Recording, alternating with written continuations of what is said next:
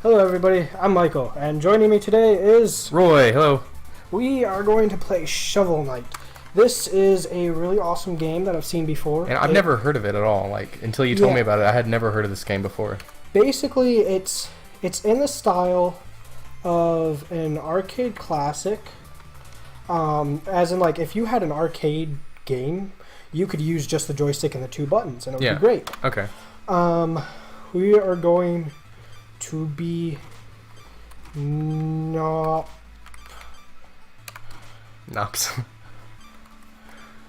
Nopsit. That's our name. Okay, and it was made by Yacht Club Games, as it was originally a Kickstarter game. So like even I'm surprised it actually worked out then. A lot of Kickstarter games just kind of flop. Oh no, this is amazing. Like it's just all out on every system now. Long ago, the lands were untamed and roamed by legendary adventurers. It almost reminds me a lot of the aesthetics of like Dragon Warrior. Well, not anymore. Now it's more like Metal Slug kind of side-scrolling feel.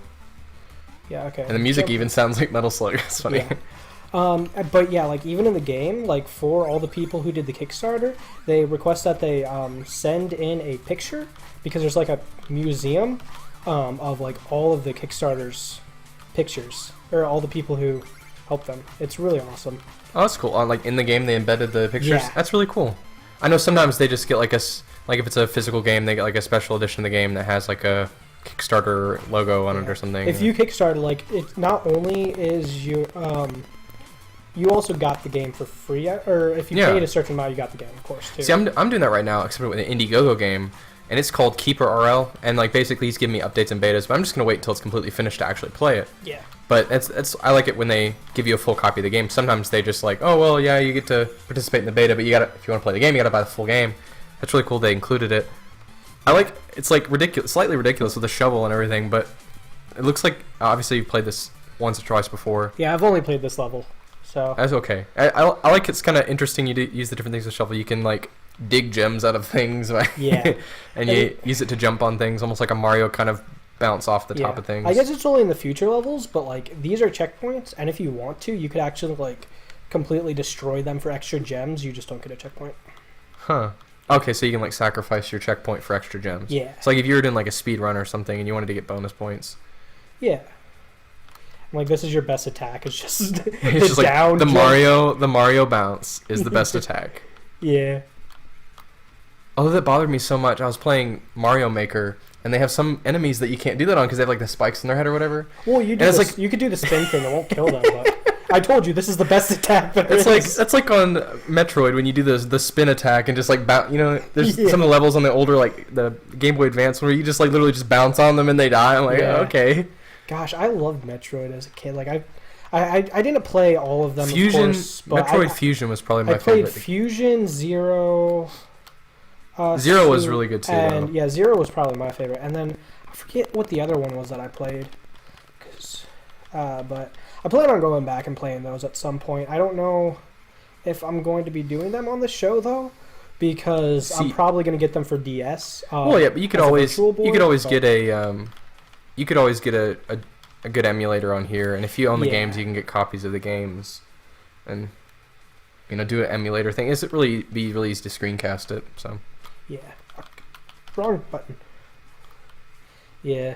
This I think I skipped most of the intro, but basically like the story is like evil took over the land. The typical and like the typical thing, but you of course had your partner and I guess girlfriend, Shield Knight, who got taken away and you're trying to save her from all the evil. So save the girl, you're the badass guy with the shovel. Yes.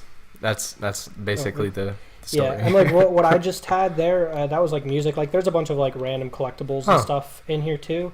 So like you could unlock a bunch of the music notes. You give them to somebody, and I think every music sheet you find, you get something for it. I don't know if it's just music. You get an unlock in the sound test where you can listen to it over and over. That always cracked me up, like in Kirby or whatever, where you're playing and it had like sound test because I want to listen to that specific piece of music over and over and over. Dang it! Oh well, I missed that thing on the wall. See, Oh, that up Yeah. there. Oh yeah, you would have to jump on I got that. another one. Yeah, I didn't mean to do the down jump for that, but I That's did. okay. Curse you, bounce jump. The slimes. I think there's like slimes in every single like Yes. game from the era this is replicating. Yes. I mean, slimes are just the basic enemy Yeah. in any game. Though, actually, I think the bugs are easier to defeat than the slimes. Ooh, chicken. Yeah, that heals you. Like, food and stuff heals you in this game, which makes most sense. That is how other games are, but... I think it's funny that like we've gone back towards like where older looking games like this are popular. Like we're purposely replicating old games. Yeah, Like retro style is... I mean, it's just like I guess there's a lot of things that appeal about it. It's like Yeah. the fact that they tend to be a little more difficult. And the reason they did that before, I was reading the article. I think in Game Informer, it was really cool. It was talking about the appeal of older games. And it was saying that you know, Nintendo and Atari, when they were first making these console games, they didn't want people to play them once and think, I'm done with them. So they purposely made them more difficult so that Yeah. people would play them over and over again. Because when a game's more difficult and it's really hard to beat, you're more likely to play it more than once, other than just a simple game where you go through and you play it once and you're like, Right. I beat it, I've done all I can.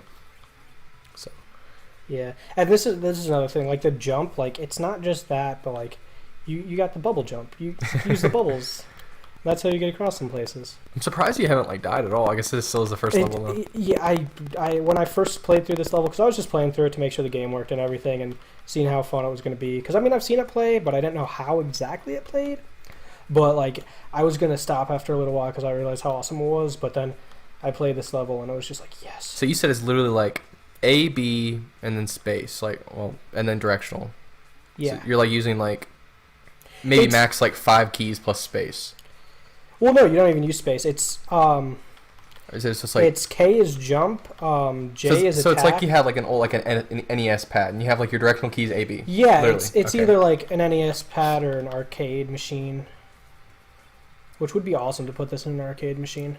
Well, I actually have one. Have you ever seen the Quasicade? Yeah, I'll have a Quasicade Junior that I got for $40 at a yard sale. The thing's worth it's beat up, but even the condition it's in, it's probably worth about $250. I got it for $40. I was like, you know what? I have $40 in my wallet.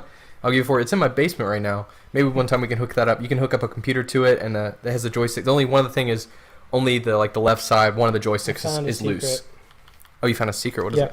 it? Basically, some of the walls like you could bust open, like I just did. I just know give you weren't extra looking. gems and stuff. Well, not necessarily, because this one, not just do you get extra gems. Oh, it's a ladder. You get to the chest. Ah. Yeah. Which that's the way they Search show the you the chest. first time is you see the chest and the ladder going down. It's like, oh, there's got to be something down there. So you go, you see the ledge, and it's just like, maybe I can attack the wall that was right there. Yeah, it's almost like I said, we're drawing a lot of like similarities from platformers like Metroid, where it really does have like there's a lot of secrets around the corner that if you think something looks weird, it probably is, and you could kind of explore it. I liked the aspect of that. It wasn't just a straight out, I'm just gonna go very linear, like almost like Metal Slug is like very linear game. You go straight forward, or Mario, it's a very linear game. Well, at least the older ones. You go straight forward, you progress, but Metroid and it looks like Shovel Knight as well, has this kind of open world feel to it almost, where you can explore just a little bit. It has the feel to it, but not quite as much as Metroid. Like, I mean, it's still like you go this way and that's yeah, in Metroid but there's it's like extras like, oh, well, you can also go here and get a thing. Metroid, it's pretty much, well, all right, you're on the bottom of the ship, go back to the top, get this. Yeah, and you reuse the same map over and over, yeah. Yeah, which is part of the thing that I liked. Yeah, because it has a richer plot. Yeah, it has a richer plot because you're reusing parts that you've already been to, and maybe they've changed slightly. Oh, all your gems just went down the hole. That was horrible. Yeah, that happened last time I played this. It's just the way that is, but I mean, it's better than die. Yeah, I don't know why the frames are starting to go down a little bit, but I don't think it should be too bad. Okay, oh no! When you die, like your gems are your gems gonna drop down the hole? It's not all the gems. No, they say they're floating, and you could go back to recover them. And you don't technically lose any. It's almost like your corpse, like it's almost like what is it? Super Meat Boy, where your splat is. I mean, not really. Only it's something that you could like get back. Was it Gosh, there's some game. What game was I playing? Every time you die, it leaves like a gravestone or a sign, and you can go back and then, like throughout the game, you might see like hundreds of gravestones, like where you've died. I don't remember what it was. Darn. Was it a Super Meat Boy-esque game? I can't remember. Honestly, I didn't barely remember anything about it. I just remember vaguely that like it was humorous to go up and see, oh yeah, I've died here, and there's like 5 different graves that all have your name on them. Yeah. I think it was Mario Maker. I'm not sure. Yeah. Yeah, Mario Maker has like all those X's whenever you die. Okay. That's what it was. So. Oh, there you go. No! Just to do it again. We discussed it the whole way there, and then you just. Gosh. I'm sorry. It's just like a slight lag. It's probably just the screen capture slowed down a little bit. It's trying to capture. It's just. I'm guessing it'd be worse in full screen though. Yeah. Yeah. I hope this capture's not going horribly. Oh gosh. It's a little lag. I watched a video that I thought was going to be a serious video on like game capture thing. I was just kind of interested in like a little more advanced stuff like with a capture card. So one of the first things that comes like, oh, PewDiePie had like a tutorial like how to. It turns out it was a spoof. He comes on there and he's like, okay, I got this card, and like I've noticed at first he was talking really weird, like he was almost making fun of himself. He's like, well, I like this card because it's cool, and like had like a really bad video of it. Yeah. And then he did another, like he kept fast forwarding through stuff, and I was like, I think he's making fun of people who. I think it's the end of the video, and the funniest part he goes, now you can make your stupid Call of Duty videos. Yeah. I was like, oh, okay, I think it was definitely a spoof. Anyway, Yeah. so. Yeah, I'm definitely sorry about the capture for this, guys. I'll try, like... Oh my gosh, I keep dying here. Might be a problem. Yeah, a little bit. Alright, well, since I keep dying here, I'm just gonna leave it here for this episode. I'll make sure that I fix the capture, because I noticed it was going a little glitchy there. But make sure you leave a comment, like it, and subscribe. Join us for the next episode. I'm sorry about the capture this time, but the next one should be better. We'll use some percussive maintenance to get Yeah. it working. All right. Thank you, everybody, so much for watching. All right, see you later. Goodbye.